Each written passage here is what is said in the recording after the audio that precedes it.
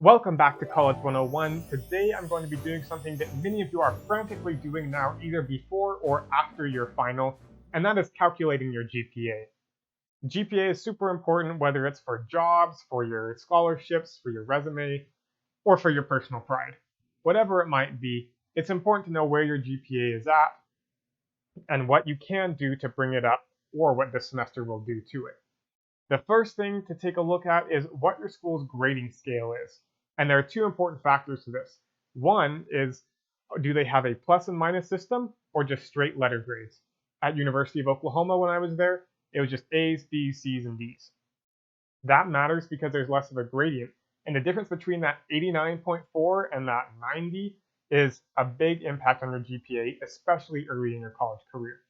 If you've got pluses and minuses, that gap between the 89.9 and the 90 is not as large, and therefore make sure and spend your time most wisely. A very typical grading scale, if you have straight grades, is that an A is a 4.0, a B is a 3.0, a C is a 2.0, a D is a 1.0, and an F or whatever your school uses is a 0. If you've got the plus-minus system, then usually a minus is a 0.7, so like a B minus is a 2.7, an A minus is a 3.7, and a plus is a 0.3. So a B plus is a 3.3, a C plus is a 2.3, and so that's how you can calculate each individual class. The second piece of that that's important is knowing the 0 to 100 grading scale for each class. Some classes might be the typical 90 to 100 is an A, or 93 to 100 is an A, and 90 to 92.9 is an A minus. That's pretty typical, but some classes don't, so make sure you know that before you calculate your GPA, before you know about your final. And hopefully you knew that from the beginning. If not, you can check out this video on how to read your college syllabus and get the most important parts out of it, like the grading scale. So once you know these two things, you can calculate your GPA. I'm going to go through two examples, one for a single semester and one for your college career as a whole.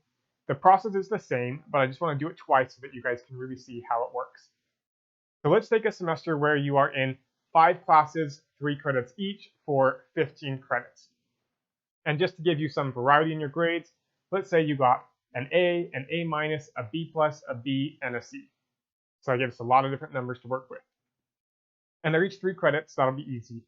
So what you do is for each class, you take your GPA value for your grade, so for an A that's a 4.0, and multiply it by the number of credits it is. So if it's a 3 credit class and you got an A, 4.0 times 3 is 12. For that class that we just said you got a B plus in, that's 3.3 times 3, which is 9.9. So go through and do this for every single class, and then add up the results. So for this set of grades in this example, you've got 12, 11.1, 9.9, 9, and 6. And if you add all of those up, you end up with 48. And you say, 48, that's not a GPA. So what you do then is you take this number of grade points, which is the GP in GPA, grade points average, and you average it over the number of credits you've taken. So we have 48 here, and you took 15 credits. 48 over 15 is a 3.2. So again, the process, you take your grade points for each grade, multiply it by the number of credits, add them all up, and divide by your total credits for the semester, and that is your GPA for that semester. All right, break time.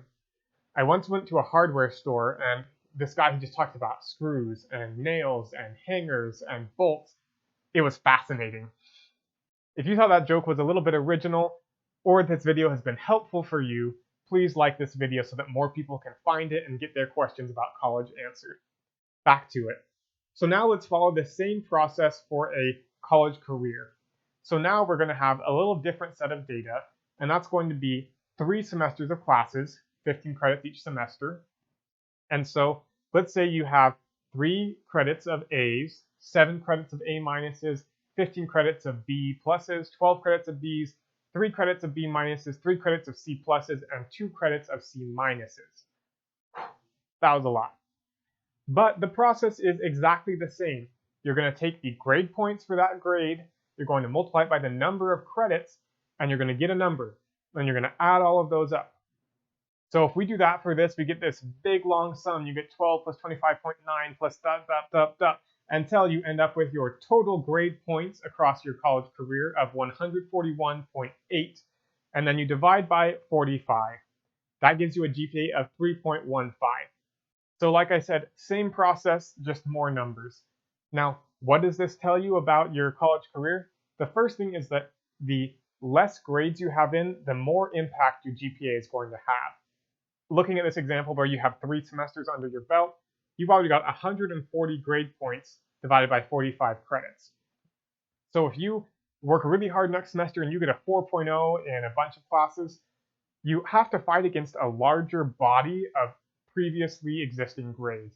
So it's harder to pull your GPA up or down later in your college career. This is why I recommend that you really focus on grades your first semester or your first year. It'll help you keep scholarships. It will help you do well. It will help your GPA for the future when you apply for jobs. So the start can be the most important part of your GPA and college career. The other thing that matters is within a given semester, the classes that have more credits are going to have a larger effect on your GPA.